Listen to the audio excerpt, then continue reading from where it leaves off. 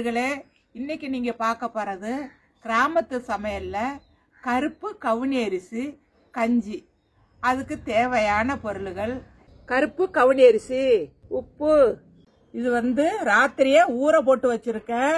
1 cup போட்டு ஊற வச்சிருக்கிறேன். நைட்டு ஊற வச்சிருக்கேன். இப்ப இதை கஞ்சி காய்ச்ச போறேன். சட்டியில 1 சொம்பு தண்ணி ஊத்துறேன்.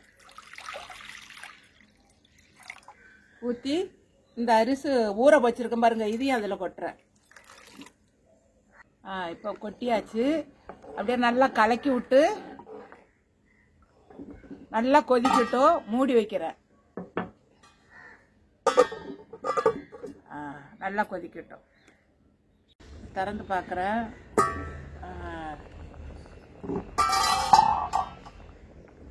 நல்லா கொதிக்குது. இதை நைட்டே ஊற போட்டினீங்க தான் அது நல்லா வேகும். இல்லைன்னா அப்போவே போட்டிங்கன்னா வேகாது. பார்த்தீங்களா, வெந்துருச்சு. நல்லா நல்லா வெந்துருச்சு. இன்னும் ஒரு 2 நிமிஷம் இருந்தான்னா எடுத்துட வேண்டியதான். இப்போ நல்லா வெந்துருச்சு. பார்த்தீங்களா, நல்லா வெந்துருச்சு.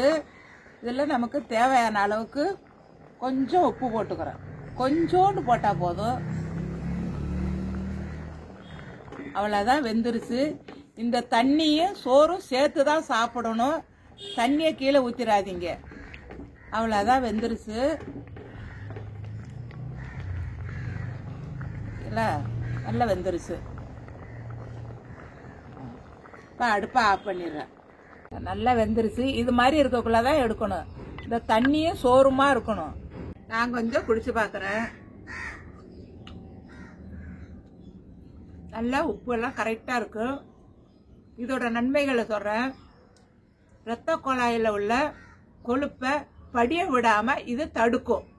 அதே போல் இரத்த அழுத்தம் உள்ளவங்க இது டெய்லி சாப்பிட்டுக்கிட்டு வந்தீங்கன்னா இரத்த அழுத்தத்தை இது சீராக வச்சுக்கும். அதே போல் இன்னொன்று என்னன்னா, முடி வளர்றத இது அதிகப்படுத்தும். வளர்ச்சியை அதிகப்படுத்தும். இது உடம்புக்கு ரொம்ப ஆரோக்கியமான பொருள். இது நல்ல ஒரு ஆரோக்கியமான ஒரு சத்தான ஒரு உணவு. இன்னைக்கு நீங்க பார்த்தது கருப்பு கவுனி அரிசி கஞ்சி பத்தி சொல்லியிருக்கிறேன். இதே மாதிரி அடுத்த ஒரு கிராமத்து சமையலோட உங்களை அனைவரையும் சந்திக்கிறேன். இந்த வீடியோ பிடிச்சிருந்தா லைக் பண்ணுங்க, கமெண்ட் பண்ணுங்க, ஷேர் பண்ணுங்க, மறக்காம சப்ஸ்கிரைப் பண்ணுங்க. நன்றி, வணக்கம்.